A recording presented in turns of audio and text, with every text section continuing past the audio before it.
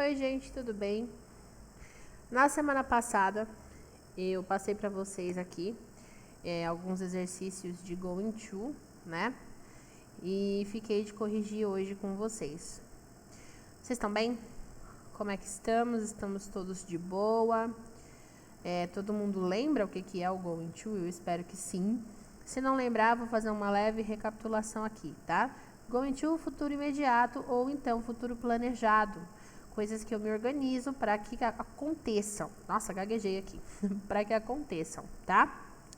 Eu falei para vocês que a gente ia corrigir junto os exercícios. Eu vou até colocar eles aqui. E vamos lá. Vamos cumprir o que eu prometi para vocês. Vamos corrigir aqui bonitinho os exercícios together. O primeiro exercício que eu passei para vocês de going to, ele precisava que vocês colocassem as frases em ordem, né? Colocassem a frase no lugar certo e que escrevessem elas aí do jeito que elas têm que ficar no futuro. As primeiras eram afirmações e as segundas eram interrogações. Então, eu já vou falar para vocês como é que vai ficar cada uma delas, tá bom? Então, nós temos aqui, I buy a yellow t-shirt. Essa eu até fiz com vocês no vídeo mesmo. I am going to buy a yellow t-shirt. A 2. He walked 30 miles. He is going to walk 30 miles. A 3. We are going to travel to the beach next week. A 4. She is going to compete in a marathon. 5. They are giving the answer soon. 6. You are going to study really hard. 7. The girls are going to get their nails done. 8. The boys are going to play basketball this afternoon. Ok?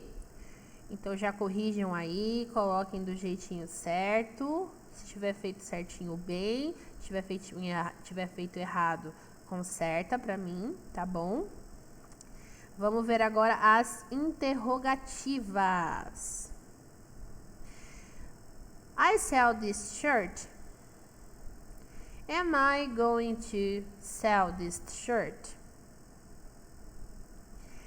Is he going to run in the race?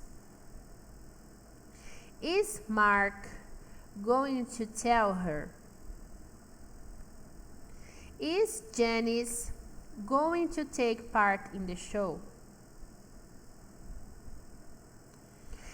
Are they going to teach French? Are you going to read this article? Are the girls going to have an interview? Are the boys going to go to the gym? Ok? Corrijam aí, please.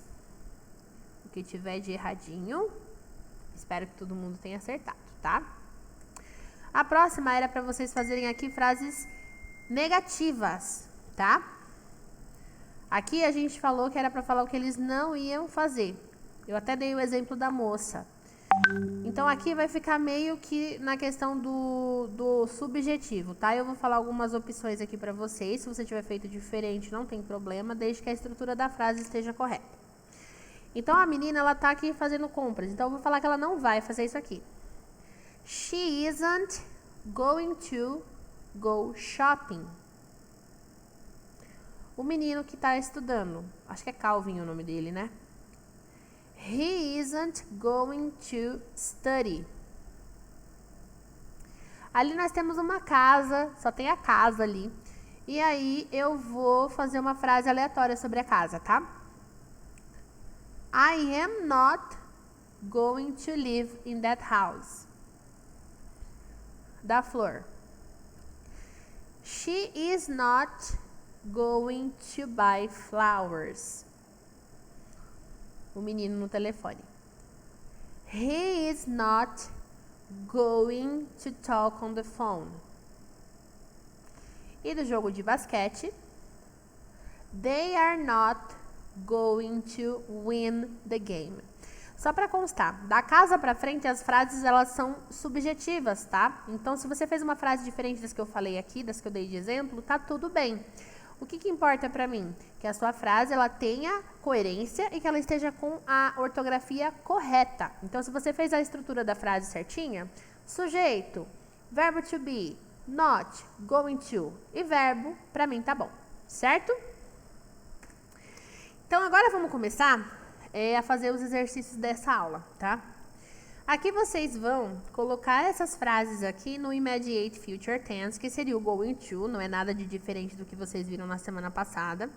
E vocês vão fingir que essas aqui são frases que vão acontecer, são planos concretos. Todas as frases que estão aqui estão no presente. Então, por exemplo, Paul goes to Paris. O Paul vai a Paris. Nesse caso, a gente não está falando de futuro, tá? A gente está falando de uma coisa que ele faz. Ele sempre vai, vamos colocar assim. Eu quero dizer que ele está indo para Paris, ou seja, que ele vai no futuro agora. Eu vou acrescentar aqui o verbo to be do Paul e vou acrescentar o going to. Então, fica como? Paul is going to Paris. Ou going to go to Paris, tá? Quando a gente fala de ir, o go, ele não é obrigatório. Eu posso tanto falar going to go e posso falar só going to, direto. Dos dois jeitos tá certo, tá? Mas vocês vão fazer o quê? Vocês vão colocar a frase no futuro. Os verbos que estão aqui, guys, a maioria deles está no present simple. Ou seja, tá travels, closes, eats, drives, etc. Só que, na hora de colocar ele com o going to, ele não precisa desse S no final. Ele vai ficar simples e liso, limpo, sei lá como é que vocês podem chamar, porque a gente está falando de futuro. E no futuro, a gente não conjuga o verbo. A gente não traz nenhum tipo de modificação no verbo, tá? Só para constar.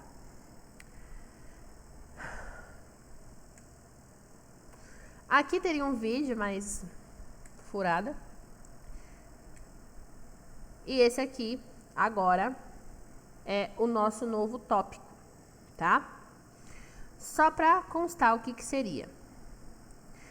Quando a gente coloca o pronome possessivo em jogo, as pessoas, elas geralmente já associam que a gente está falando de possessividade. Pera aí que eu tô bocejando. Que delícia! Que a gente está falando só sobre coisas que pertencem a vocês ou a alguém. Mas no inglês a gente tem dois tipos de pronome possessivo, tá? A gente tem o possessivo adjetivo e a gente tem o possessivo mesmo, simples e cru. Qual que é a diferença de um para o outro? Possessivo adjetivo é quando você, além de dizer de quem é aquele objeto ou aquela pessoa, você acrescenta uma característica. Então, vamos supor que eu vou falar do meu celular, tá? My cell phone is black. Além de eu dizer que ele é meu, eu foquei que ele tem uma característica que é ser preto.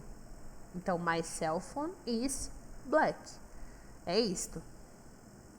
Eu posso também falar do cachorro da minha mãe. Her dog is old. Her dog is old. Além de eu falar que ele é dela, eu também citei que ele é velho.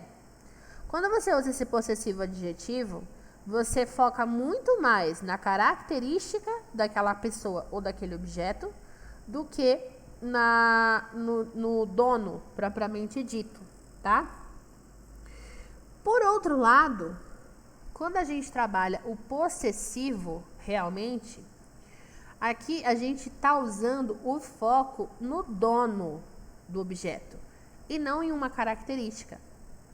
Por exemplo, vou usar as mesmas frases, tá? The black cell phone, o celular preto, the black cell phone is mine. É meu. The black cell phone is mine.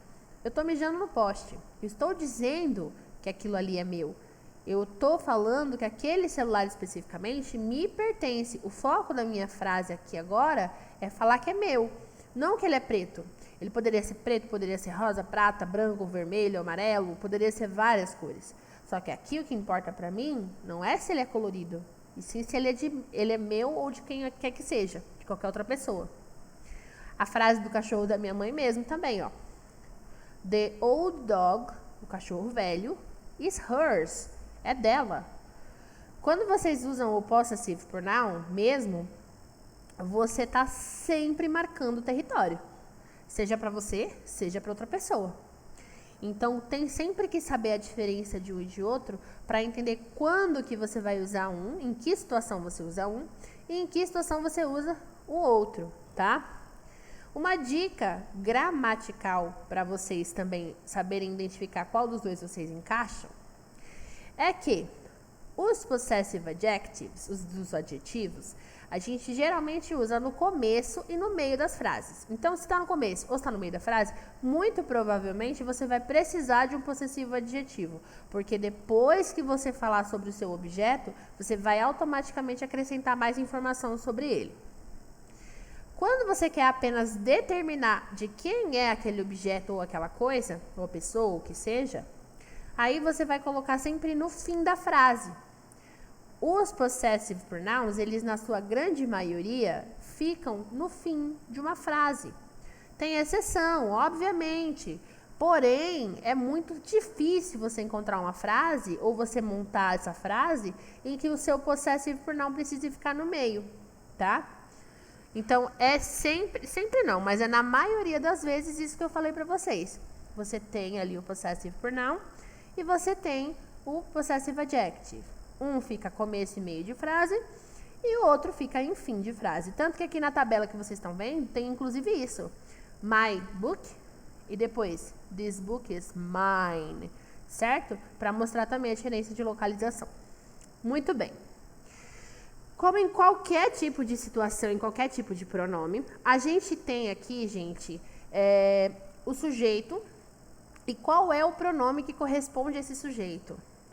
Eu sempre falo isso e vou sempre bater nessa tecla. Não se mistura sujeito e não se mistura pronomes de sujeito, tá? Então, por exemplo, se eu estou falando em primeira pessoa, I, o adjetivo é my e o possessivo mine. You, your, yours. He, his, his. She, her, hers. It, its, its. We, our, ours. You, your, yours. E their, aliás, they, their, theirs. Ok? Então, sempre se lembrem disso, porque o que acontece? Muitas vezes a gente não sabe, né? Mas a gente mistura. E acaba que é complicado, porque se cada um misturar, por exemplo, assim, como eu posso explicar isso de um jeito que não fique bagunçado? Vamos fingir que aqui a gente está falando de famílias. E alguém aqui já assistiu Romeu e Julieta? Se vocês já assistiram Romeu e Julieta, vocês vão entender o que eu estou falando. Tinha lá as famílias rivais, os Montecchi e os Capuleto. E eles não se misturavam, eles eram de famílias rivais. E é a mesma coisa que a gente tem aqui quando a gente está falando do sujeito e os pronomes que vêm com ele. Sejam os possessivos, sejam os adjetivos, sejam os reflexivos, objetivos, etc. Tem 300 milhões de tipos de pronome.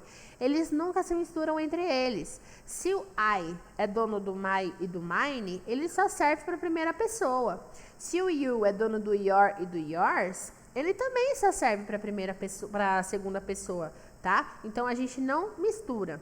Eu tô falando isso porque assim, eu falando parece meio óbvio. Mas, na prática, a gente tem o costume de trocar dele e dela por seu.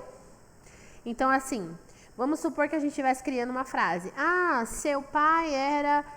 a Joaninha morava na cidade. Seu pai era carpinteiro.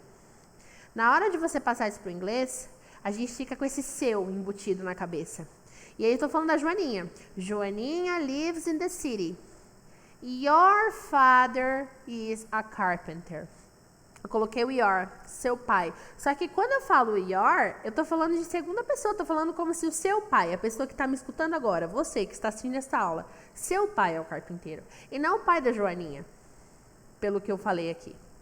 Para essa frase ficar certa, Joaninha lives in the city. Her father is a carpenter. E eu falo isso, eu insisto, eu bato nessa tecla, porque é uma coisa que acontece com frequência muito grande, maior do que eu desejaria que acontecesse. Então, sempre tomem muito cuidado com isso, tá bom? Muito bem. Aqui, vocês vão escolher a alternativa correta, tá? Pode tanto ser um pronome adjetivo, um pronome reflexivo, um pronome possessivo ou um pronome simples, tá? Tem essas 4 opções aqui. Cada frase, ela tem um sentido, um significado. E aí vocês vão analisar cada uma delas com cuidado e dizer para mim qual delas é a frase que... aliás, qual que é a palavra que encaixa melhor. Eu vou ler as frases para vocês, vou dar uma ideia do que significa cada uma, mas vocês vão fazer sozinhos, tá? That policeman is a friend of. Aquele policial é um amigo de. É um amigo my, mine ou me. Lembrando, my seria meu para uma coisa que eu vou dar uma característica depois. Mine é só para você falar que é seu e ponto. E me, que seria mim. Ele é amigo de mim? Essa frase ficaria certa? Aí vocês é que vão identificar, tá? A segunda. Honey, these aren't your keys. They are... Tanana. Querida, essas não são suas chaves. Elas são... E aí vocês têm as opções. Hers, her e she. A 3. My work is no business of. Meu trabalho não é da conta de, não é da sua conta. Aí ficaria you, yours, your. Lembrem sempre como que usa cada um, hein? A 4. I'm going to take my brother's car because... Eu vou levar o carro do meu irmão porque... My, mine e mine, aliás, mine e mine, um dos 3 aí, is not running properly. Então, o meu não está funcionando direito. Eu dei uma característica ou não, fica no ar. A próxima. It's their problem, not ours ou we. O problema é deles, não nosso. Então, ours ou nós. E por último, my room is much bigger than her, she ou hers. O meu quarto é muito maior do que her, she ou hers. Ok? Então, façam com bastante cautela, prestem atenção na explicação anterior. Se tiver dúvida, volta, vai no livro, dá um jeito, mas vocês vão conseguir fazer, tá? E esse aqui eu vou corrigir depois, na próxima aula, tá bom? Então, não esquece de mandar a foto do exercício feito pra mim. Por favor, tá? Eu preciso dos exercícios para dar presença pra vocês. Fiquem com Deus, boa semana e see you next class. Bye, bye.